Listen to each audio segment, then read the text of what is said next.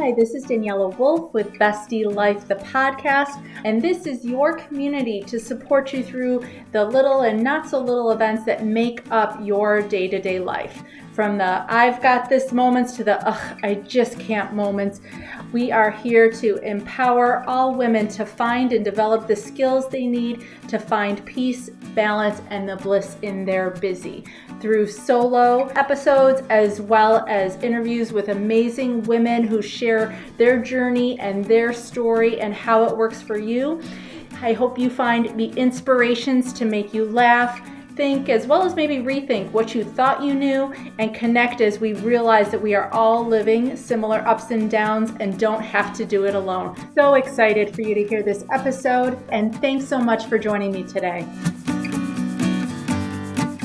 Hi, this is Daniela with Bestie Life, the podcast, and today I'm so excited for you to meet and to have this conversation with Ashley Albert from ANACO Creative. She is a young entrepreneur. She's the founder of ANACO Creative, and she's really kind of used her own skills, self-taught graphic designer and photographer, to really build a successful full-service marketing agency, and has kind of networked and realized that, being able to build that success within the first year isn't maybe what everybody thinks. And she strongly believes in the power of that supportive community of entrepreneurs, advocating for shared learning, and really finding growth in a world of so-called experts. And so she and I are going to talk today about kind of the real journey and what it's like building a business from scratch. So thank you so much, Ashley, for joining me today. Yeah, thanks for having me. I don't know why I kept tripping myself up over all of that. You're good. You were so good. Well, if you could share a little bit about kind of your journey and what brought you here and what has kind of led to where you're currently at. So I was self-taught when I was in high school, kind of always loved being on the computer, everything from PowerPoint and, just different things I could get my hands on. And so self-taught myself graphic design and photography when I was in high school, realized I was pretty creative. That kind of tailored me into college, where I ended up majoring in marketing and minoring in graphic design. So I kind of got the business knowledge and the creative knowledge at the same time, and got out of college and just started pursuing whatever opportunities I could get my hands on. And just over time, really kind of saw me as a multi-creative get placed in certain elements, and really just my expanse of knowledge just kind of was noticed, and more people started putting more on my plate, but not necessarily was I getting compensated for that. So after a few years, I finally was like, you know what, if I can do this and I have the business knowledge and I have the creative knowledge, I'm going to try and do it on my own. And that's exactly what I did. And I started my agency a couple of years ago and really didn't know what to expect. And looking in hindsight, I have learned so much because it is not as easy as everyone makes it sound just to start a business and start doing it. There's a lot of things I learned along the way, but now I'm here and I feel like every day is more knowledge I'm gaining, but it comes with its challenges. And so every day is full of new lessons to be learned now. And I'm sure from a branding perspective too, it kind of helps to be able to know so many of those behind the scenes things of what a business is struggling with, what they're dealing with.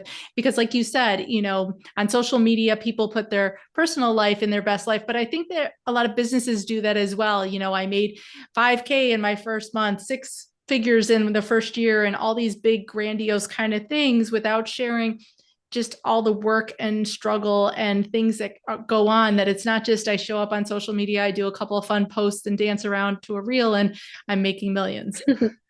Absolutely. Yeah. And I think a lot of people now see that and they constantly think it's so easy to run a business or make money on social media. And I'm one of the few people that has learned what it takes to like actually run a business outside of the social media realm. So that was something I actually in the last year stepped away from and found so much more success when I wasn't so jaded by what people were saying on social media, or I wasn't trying to follow the reels and the trends and, follow all of this and keep up with the Joneses. I actually found more success when I said, you know what, I'm going to go against the grain and I'm going to go to in-person networking and not even focus on social media. And so that was actually when my head became a lot more clear, was when I wasn't listening to all of that made it seem like it was so easy. And I wasn't beating myself up because everyone looked like they had it together. So it was really healthy for me to step away from social media and figure out how to run my business without the noise. Yeah, because I would absolutely say there is a difference between being on social media and running a business, even though I think a lot of people assume the two are synonymous, that if you're posting, if you're sharing a couple offers, things like that, that's all there is to running a business. But there is so much more behind the scenes when it comes to that network, that collaboration, that community, building those relationships, whether it's through email or in-person events, that can take you so much further. Absolutely. Yeah, 100% agree. And, community, you nailed it. Like, that was a huge proponent of getting me out of those ruts that you can so quickly get into when you start by yourself. Mm-hmm. And so I'm so glad that I was able to find a community that kind of spurred me on to continue as well. Yeah. And I'd love to hear from you because I know we live in different places. And so there's so many different ways, I think, to find that community, but that can be so daunting for a lot of people. It is more comfortable and safer to do it just through social media. What would be some tips, or how did you go about finding those opportunities? Yeah. So, I mean, I think there's, kind of two realms. One is kind of the professional networking where you're looking for people that can either teach you as mentors from a different industry or they can potentially be your clients. So, I looked in my local chamber of commerce, and that was really helpful to kind of get in rooted with my own community and where I live.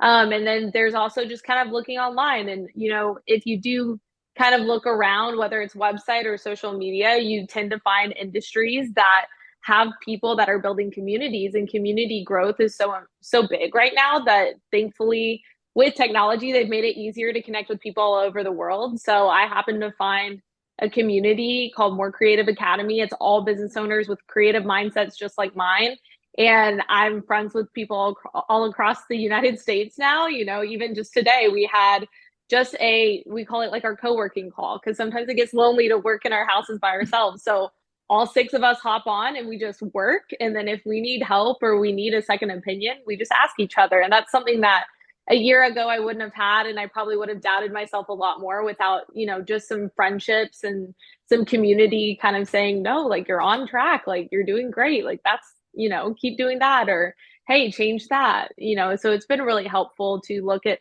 both sides of those communities. Yeah, I love that you talk about the Chamber of Commerce because that is something everyone can do. Plus, there are a lot of virtual networking groups. There's co-working spaces online as well as in person. There's so many opportunities. And I liked how you talked about that isolation, because I think whether we're working from home for even a bigger company or our own business owner, we don't always recognize the benefit of being in the same space with people, even if we're not actively having a meeting or working on the project together, to be able to find that supportive collaboration. Absolutely. Yeah, 100%. Mm-hmm. So, what would be kind of some of the mistakes that you see people going when they're trying to build that business from scratch, when they're trying to start? What would be some kind of tips or strategies you would give them? Yeah, I mean, I think one thing is, I mean, doubt comes into your mind all the time. And so, really, if it's something that you love and something you are ready to do, like, don't let that doubt step in. But more than anything, just remind yourself that you can do it. Mm-hmm. I think it all comes out to, I was talking to someone yesterday and she's just getting started. So, she's early in her journey. And the thing I told her was like, hey, it is going to be what you put into it, you're going to get out of it. So, you can either sit there for the first year and hope that things fall out of fall out of the sky and into your lap and that clients just come along, because in some seasons that is the case. Or you can get out, you can go to networking events, you can become a part of a community, you can see what people that you've worked with, if you've been a freelancer in the past, what they might need now. There's so many ways that you can be working to try to make that income start to happen and your business start to thrive. But until you start putting that work in, you're not going to get that out. And so that was a mistake I even learned in my first few months. Was I think I thought that okay, well, I'm ready to go. I've been a freelancer for a while. Like, it should just come to me. And it wasn't until I like started going to the networking events and getting out and asking people what they needed help with that I really started to see my financial numbers grow. And so I think that's really the biggest thing that I would say, and that I see a lot of people kind of fall into is just complacency is the biggest hurdle. Complacency and doubt, I would say, are the two number one hurdles to really Yeah. get through. It's like the field of Yeah, dreams obstacle. If I build it, they will come. And that's not the case. You need to literally go out and exactly. recruit the teams and find the people and get everybody to where you're at. There's so many processes like, having standard operating procedures, having a client flow. There's so much on the back end. Like, you don't just get to do what you love, you get to do what you love, plus every other industry that you could possibly think of to really make your business grow. But it's so worth it if it's something that you really want to do. So I just always tell people, like, hey, if you go after it, like, even the smallest wins will feel successful because you're working as hard as you can. Right. As well as I think the more you build that community, it'll help take things off your plate. You think sometimes it's adding more work to have to go out and find people, but to be able to Mm-hmm. then make those connections of maybe someone who could at some point do your books and your finances, who could Exactly. help, Yeah. from a VA copywriting standpoint, or even with you, your marketing agency. Again, that's the benefit of it all. Yeah, which is funny because one of my latest clients is now my CPA. So it's kind of funny how Yeah. it works like that. Like, it does happen over time. And even people that I've met, like the girl I'm mentoring now, she's my motion designer contractor. So it's really cool to see, as like you said, as you keep putting that time in, that momentum that starts to come and other connections do form from it. And it really just kind of starts to build this tree. Mhm. Has it also then changed your business itself as a marketing agency? Change the way you're helping other businesses market because you see the benefit of this? I think so. Yeah, I think it comes down to how I choose, whatever methodology or social media. A lot of people still come to me and they say, "Hey, can you do my social media? Like, I think we need to be posting all the time."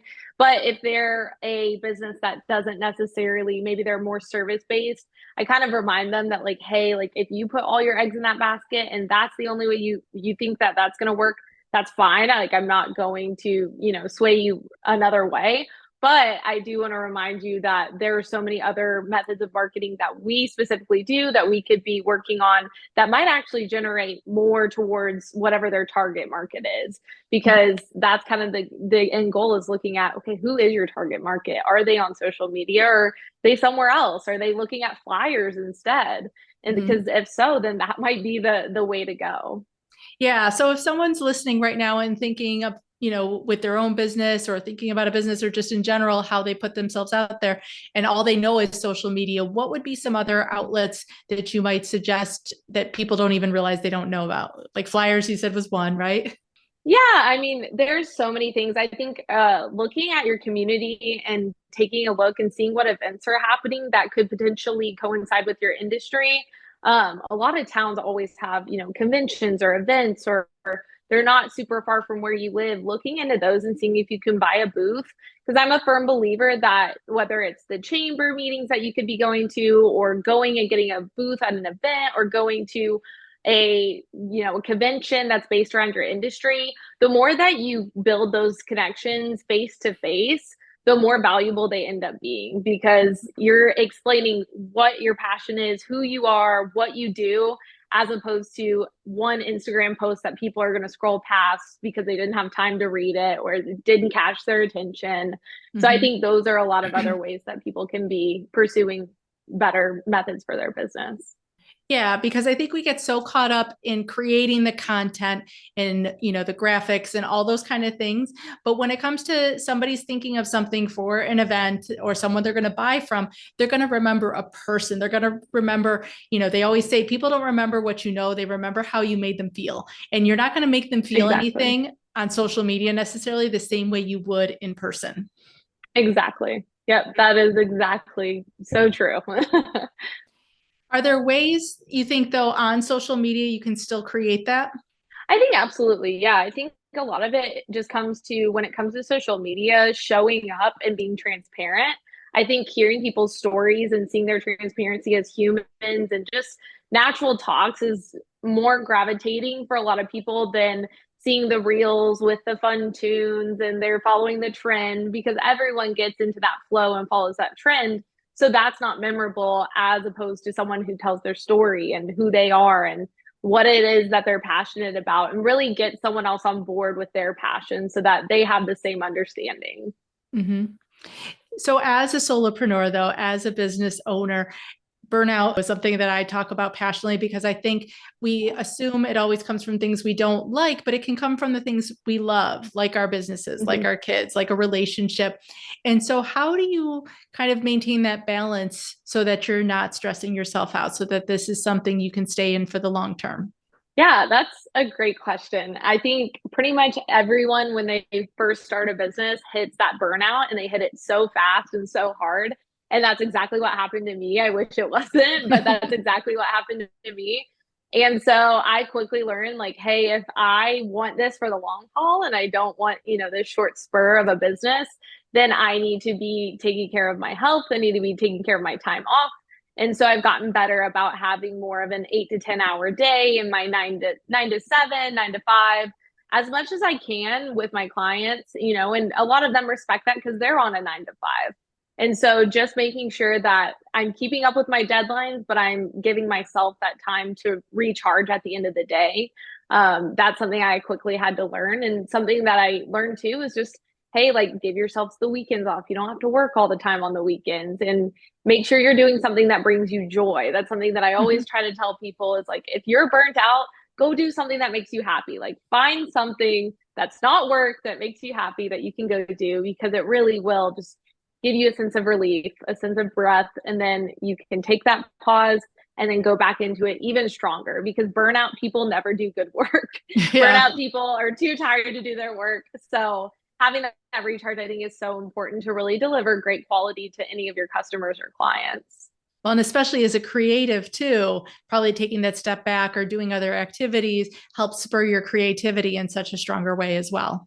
Yes, it absolutely does. Being outside, I feel like I can stare at the sun for a little bit, get some fresh breath, and then I come in and it's like my mind's clear and I'm ready to create again. So, totally agree with that statement. Mm-hmm. No, I love that you've said all of that, because I think we need to keep sharing that it's not just one person's perspective, that we all need the benefits of those types of things. What are some of your personal Absolutely. practices? Do you go outside? What else do you like to do? What are some of your hobbies? Yeah, I love to go for a walk right now. Texas is not to its 110 degrees yet, so I'm trying to soak up all the time I can outside. So I'd like to go for a walk. My husband and I will grab a beer and we'll just walk around the neighborhood and just kind of have a nice, like, after work drink. And I volunteer is another thing that is important to Mhm. me as a person and me as a business owner. So I take that break in my week to go volunteer, because helping people out helps me out as well, just Mhm. being able to serve others. And so I work with a horse therapy, equine therapy, that works with different people with disabilities to kind of help their balance and help their emotional and physical needs. So that's something that brings me a lot of joy. And then just hang out with my dog too. I have a weenie dog. He's the best. And so he really just brightens up my day if I just take a moment and cuddle with him on the couch. So it's really the simple things that kind of bring me a lot of joy and a lot of recharge. I love that. And I love that you talked about volunteering and giving back. I was just reading the other day, there's been studies done where they compared people who took time to focus on the activities just that they like to do to recharge, and those that took to volunteering and giving back. And they did these happiness rating scales after, and the people who volunteered are actually happier and doing better than the people who just focus on solely recharging. So you absolutely need that blend of both. Yeah, that's a really cool study. And I completely agree. I think sometimes a lot of us get into that rut where we're like, wow, this is selfish for me to be doing this for myself, especially if it's not your Mhm. business and you're like, oh, taking time for myself. Like, I can't, I shouldn't be doing that. You get into this guilt trip as a business owner. But especially when you take time and you go volunteer and you're like, hey, this is so much more important to, like, Mhm. give my time, if I have time, to someone in need. So yeah, I completely agree. I'm definitely a lot happier when I do that as well. Yeah.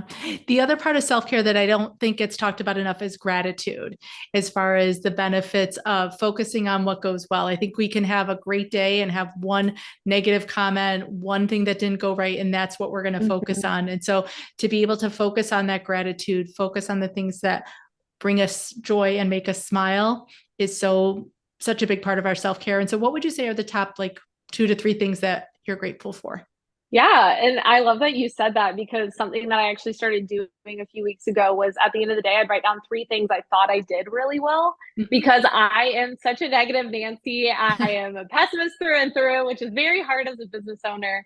That's something that I often forget. Like, what am I grateful for? But I'm definitely grateful. I feel like I'm grateful for the bare minimum. I mean, the fact that I have a house that I live in, the fact that I have, family that's nearby that I can visit and be a part of their life, and the fact that I have this opportunity to grow my business. That's something that my husband made the sacrifice of just really focusing on his career that afforded me to kind of have that gap to start my business. And so I'm so grateful for that opportunity because I didn't have to go take out a loan and really hustle to make that back, with interest. So I'm so grateful for just like those bare minimum things that, I probably often take for granted and forget about. And it's so silly, but I'm No. really grateful just for the opportunity I have to have a business and be able to work from home. I have a lot of health issues, so that's a huge blessing for me as well.